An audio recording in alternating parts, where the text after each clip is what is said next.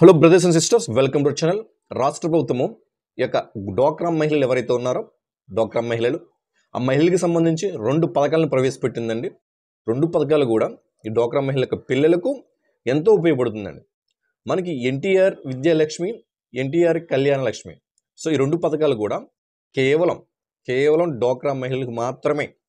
డోక్రాలో ఎవరైతే సభ్యత్వం కలిగి ఉన్నారో డోక్రా గ్రూప్లో సెల్ఫ్ హెల్ప్ గ్రూప్స్ మెంబర్స్ ఉంటారు కదా, ఎవరైతే ఆ గ్రూప్లో ఉన్నారో ఆ మెంబర్లకు మాత్రమే, ఆ డోక్రా మహిళలకు మాత్రమే ఈ 2 పథకాలు వర్తిస్తాయి.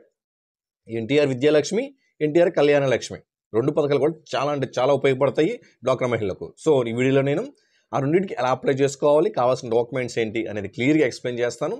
దయచేసి వీడియో లైక్ చేయండి, 10 మందికి ఉపయోగపడుతుంది. కొత్తగా వస్తే సబ్స్క్రైబ్ చేసుకోండి. టాపిక్లో భాగంగా మీకు స్క్రీన్ మీద చూపిస్తాను చూడండి. మీకు స్క్రీన్ మీద చూపిస్తే ఎక్స్ప్లెయిన్ చేస్తాను. డ్వాక్రా మహిళలకు పావల వడ్డీ రుణాలు అండి, జస్ట్ 25 పైసలకి మీకు ఈ రుణాలు అందిస్తారు. సో మినిమం ఎంత, మ్యాక్సిమం ఎంత కూడా తెలుసుకుందాం, ఓకేనా. డ్వాక్రా మహిళలకు వెన్నుదన్నుగా ఉండడానికి కుటుంబ ప్రభుత్వం 2 కొత్త పథకాలను ప్రవేశపెట్టాలి. 2 కొత్త పథకాలు, ఒకటి ఎన్టీఆర్ విద్యాలక్ష్మి, 2 ఎన్టీఆర్ కళ్యాణ లక్ష్మి. మనం చెప్పింది త్వరలో అంటే దీపావళి నుంచి ప్రారంభిస్తారని చెప్పేసి మనకి ఇన్ఫర్మేషన్. సో పిల్లల చదువులకు సంబంధించి ఎవరి పిల్లలంటే చెప్తున్నాం, మళ్ళీ సెల్ఫ్ హెల్ప్ గ్రూప్స్ మెంబర్స్ మహిళలకు మాత్రమే, అందరికీ కాదు, రాష్ట్రంలో ఉన్న ప్రతి మహిళకి కాదు, ఓన్లీ డ్వాక్రా కుటుంబాల్లో ఎవరైతే డ్వాక్రా మహిళలు వారి పిల్లలు ఉన్నారో వాళ్ళకి మాత్రమే. అంటే ఎన్టీఆర్ విద్యాలక్ష్మి పథకం ఏ విధంగా ఉపయోగపడుతుంది డ్వాక్రా మహిళల పిల్లలకు అంటే, సో గరిష్టంగా 2 పిల్లలకు, అందరికీ అంటే డ్వాక్రా మహిళల్లో పిల్లలకి ఇద్దరికి వర్తింపజేస్తారు. ఇద్దరికి వర్తింపజేస్తారు. మినిమం 10,000 రూపాయల నుంచి 1,00,000 రూపాయల వరకు, మినిమం 10,000 రూపాయల నుంచి 1,00,000 రూపాయల వరకు ఈ సాయం అందిస్తారు, ఓకేనండి. అంటే మ్యాక్సిమం 1,00,000 రూపాయల వరకు ఎన్టీఆర్ విద్యాలక్ష్మి అంటే ఎవరైతే డ్వాక్రా మహిళల పిల్లలు ఉన్నారో ఆ పిల్లల కోసము వాళ్ళకి ఎడ్యుకేషన్ పర్పస్ మీద మ్యాక్సిమం 1,00,000 రూపాయల వరకు ఇస్తారు, 1,00,000 రూపాయల వరకు ఇస్తారు. సో అలాగే పాఠశాల కళాశాలకు సంబంధించి ఫీజు అనుగుణంగా అంటే మ్యాక్సిమం 1,00,000 రూపాయలు ఇస్తారు. అందులో అనుగుణంగా ఇది పావలా వడ్డీ రుణాలు కాబట్టి మీ ఫీజు అంటే రిసిప్ట్స్ ఉంటాయి కదా, వాటికి బేస్ మీద తీసుకుంటారు, ఓకే. సో ఒకవేళ 1,20,000 ఉందనుకోండి, 1,20,000 మ్యాక్సిమం 1,00,000. ఫర్ ఎగ్జాంపుల్ కాలేజీలో 2,00,000 ఉందనుకున్నామండి ఫీజు ఏడాదికి. సో 2,00,000 ఇస్తారంటే అలా ఎవరు, మ్యాక్సిమం 1,00,000 అంతే. పావలా వడ్డీ అంటే 4% అండి, పావలా వడ్డీ రుణం అండి ఇది. సో తరువాత గరిష్టంగా 48 వాయిదాల్లో చెల్లించాలి.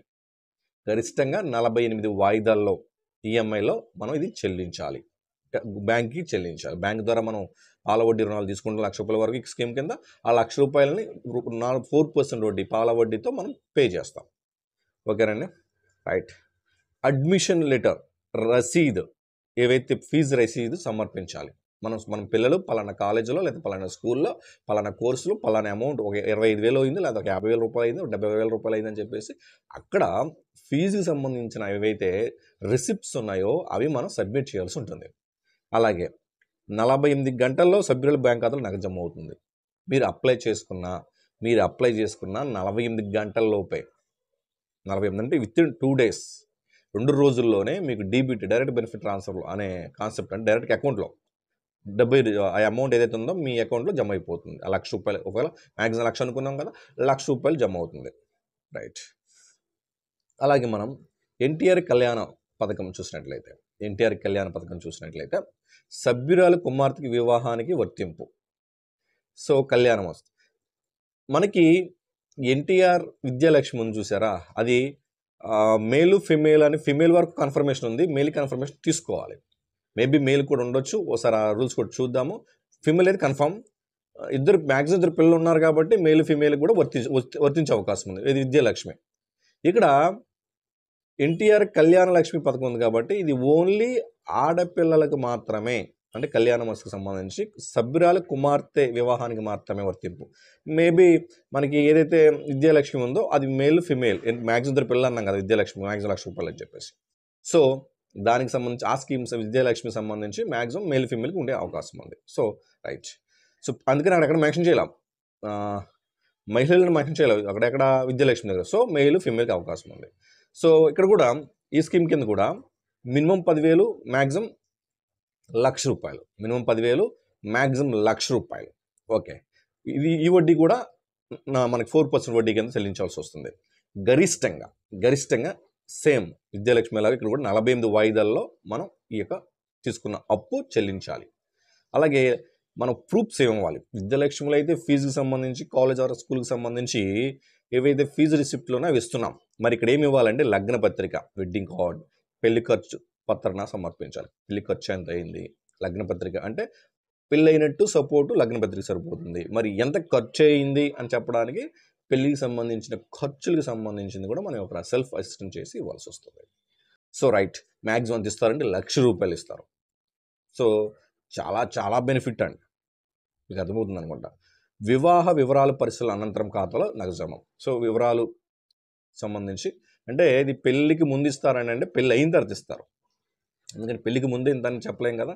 సో మీరు వివాహ వివరాల పరిశీలన అనంతరం ఖాతాలో నగదు జమ అవుతుంది. ఓకే, నెక్స్ట్ ఎవరికి వర్తిస్తుంది మళ్ళీ గుర్తుపెట్టుకోండి. కనీసం డ్వాక్రా సంఘంలో కనీసం 6 నెలల సభ్యత్వ మెంబర్షిప్ ఉండాలి. సెల్ఫ్ హెల్ప్ గ్రూప్ మెంబర్ అంటే ఎస్హెచ్జి మెంబర్ అన్నప్పుడు కనీసం 6 months, కనీసం 6 నెలల సభ్యత్వం కలిగి ఉండాలి. 6 నెలల సభ్యత్వం కలిగి ఉండాలి. ఏదంటే గ్రూప్లో జాయిన్ అయ్యి, ఇది చాలా చాలా ఇంపార్టెంట్. మనం ఎన్టీఆర్ విద్యాలక్ష్మి, ఎన్టీఆర్ కళ్యాణ లక్ష్మి గురించి చెప్పుకోవచ్చు. బట్ మరి ఇప్పుడు 2 నెలల క్రితం జాయిన్ అయ్యి ఉంటారు, లేదా 3 నెలలు, లేదా 4 నెలలు, లేదా 5 నెలల క్రితం జాయిన్ అయ్యి ఉంటే సెల్ఫ్ హెల్ప్ గ్రూప్ కింద కట్ ఆఫ్ డేట్ పెడతారు. ఇక్కడ నుంచి అక్కడ వరకు అంతకుముందు జాయిన్ అయినారని చెప్పేసి మేబీ 2025 జనవరికి ముందు, మేబీ 2025 జనవరికి ముందు, లేదు ఏప్రిల్ జనవరికి ముందు, 2025 ఏప్రిల్ జనవరికి ముందు, ఏప్రిల్ 2025కి ముందు, ఇలా ఒక కట్ ఆఫ్ టైం కూడా పెడతారు. అలాగే 6 నెలలు సభ్యత్వం కలిగి ఉండాలి. అదేవిధంగా ఇప్పటికే తీసుకుని అప్పులు చెల్లిస్తున్న వారికి అది డిఫాల్ట్ గ్రూప్ అయ్యి కానీ డిఫాల్ట్ మెంబర్ అయ్యి కానీ ఉండకూడదు. మీకు అర్థమవుతుందా? మనం తీసుకున్న అంటే డ్వాక్రా నుంచి సూక్ష్మ రుణాలు మనం ఇప్పుడు 2 లక్షలు 3 లక్షలు ప్రతి మెంబర్ తీసుకుంటూ ఉంటారు. ఆ రుణాలని సకాలంలో గవర్నమెంట్కి పే చేస్తూ ఉండాలి. మీరు బ్యాంకుకి ఏదైనా బాకీ ఉన్నట్లయితే ఈ స్కీమ్ వర్తించదు అనేది అర్థం. ఎందుకంటే మీరు విల్ఫుల్ డిఫాల్టర్. మీరు గవర్నమెంట్ ద్వారా కొంత అమౌంట్ గవర్నమెంట్ నుంచి బ్యాంక్ నుంచి మీరు గవర్నమెంట్ సపోర్ట్తో కొంత అమౌంట్ తీసుకున్నప్పుడు ఈఎంఐ రూపంలో అది పే చేస్తూ ఉండాలి. డబ్బులు తీసుకోవటమే కాదు, దాన్ని మీకు ఒకవేళ ఇంట్రెస్ట్ రీఎంబర్స్మెంట్ ఉంటే ఇంట్రెస్ట్ ఇస్తారు. అంటే వడ్డీ లేని రుణాలు, లేదు వడ్డీ 4% వడ్డీలో ఉంటాయి. అవన్నీ కూడా చాలా చాలా ఉపయోగం. ఈ రోజుల్లో 4% వడ్డీ అంటే పాల వడ్డీ రుణాలు ఎక్కడ ఇవ్వట్లా.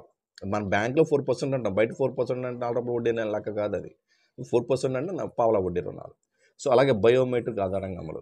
సో ఇవన్నీ కూడా దాంతోపాటు బయోమెట్రిక్ కంపల్సరీ ఉంది కాబట్టి బయోమెట్రిక్ కూడా తీసుకుంటారు.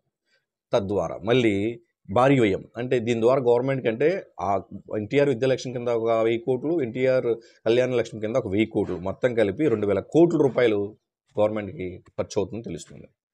ప్రతి ఏడాది 1000 రూపాయల కోట్ల మొత్తం 2000 కోట్లు. రుణాలకై ఈఎస్ఐ 50% మండల సమైక్య బలోపేతానికి, అంటే ఈ ఆదాయంలో 50% మండల గ్రామ సమైక్యలు ఉంటాయి కదా, ఆ బలోపేతానికి ఉపయోగపడుతుంది. మిగతా 50% స్త్రీనిధి ఉద్యోగుల ప్రయోజనాలకు. దీన్ని బట్టి మీకు అర్థమవుతుంది అనుకుంటా. ఇది కూడా స్త్రీనిధి నుంచి కూడా శాంక్షన్ అవుతుంది. సో డౌట్స్ కామెంట్స్ ఆన్సర్ చేస్తాను. అందరూ బాగుండాలి, అందరూ మంచి జరగాలి. జై హింద్.